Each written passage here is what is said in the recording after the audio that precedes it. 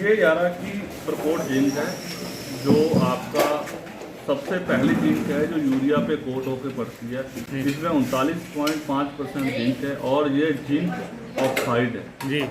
इसका खास रोल ये है कि ये यूरिया, डीएपी, एनपीके किसी भी दानेदार उर्वरक पे आप इसको मिला के खेत में बिखेर सकते हो। ये किसी भी खाद को पानी बनाने का काम नहीं करती। जैसे कि आपके सामने तकरीबन 15 से 20 मिनट मिली हुई यूरिया रखी है, अभी भी इसका दाना बिल्कुल अलग अलग है जी। इसको आप बिखेर सकते हो और ये आपके खेत में तकरीबन 60 से 90 दिन तक बनी रहती है। और इस जिंक का खास काम ये है कि ये आपकी रूट जोन से नीचे नहीं जाती जी। जहाँ तक आपकी यूरिया जाएगी पौधे के अंदर ये चली जाएगी और हैवी मेटल्स को पौधे से बाहर करती है। जैसे आप कोराजिन का या आप कार्बोफ्रान का या आप थोड़ी सी हार्ड दवाइयों का प्रयोग करते हो जो गन्ने के या किसी भी फसल के अंदर आपको उनका इम्पैक्ट रह जाता है, उसको भी ये बाहर करता है।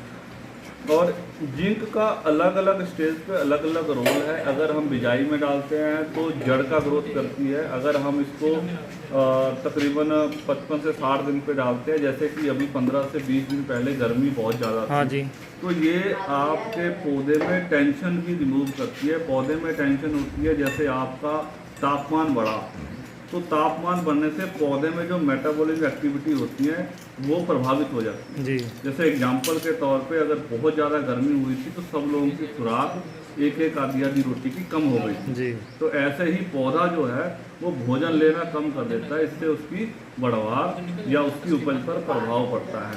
अगर वही हम एसी में बैठ के रोटी खा लें तो उस गर्मी के मौसम में भी हम अपनी खुराक मेंटेन रख सकते हैं और हम सही रहेंगे। तो अब गन्ने का जो टाइम चल रहा है 90 से 95 या 110 दिन का गन्ना हो गया है जी। उसमें अगर हम प्रकोट जिंक, यूरिया या हम कैल्शियम या हम आपका मिला पे डाल के हम इसका प्रयोग करते हैं तो इस समय पत्ता चौड़ा करने का काम करती है और पत्ते को कैड़ा करने का काम करती है। यानी कि पत्ता इजीली मुड़ेगा नहीं, फोल्ड नहीं होगा जी। पत्ते को जब चौड़ा करेंगे तो पत्ते का सरफेस बढ़ जाएगा जिसपे प्रकाश की रोशनी ज़्यादा पड़ेगी और वो ज़्यादा भोजन बना के पौधे को देगा। क्योंकि बड़ा गन्ना हो गया है, आपको भोजन ज़्यादा की जरूरत है। कितनी मात्रा है इसकी? 250 ml प्रति एकड़।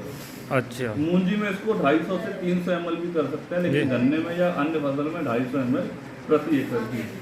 और इस डिब्बी का जो रेशियो है वो 2.5 ml है और इसका जो वेट है वो 470 ml है। आप दिखा सकते हो जी। ये 2.5 ml 250 ml और यहाँ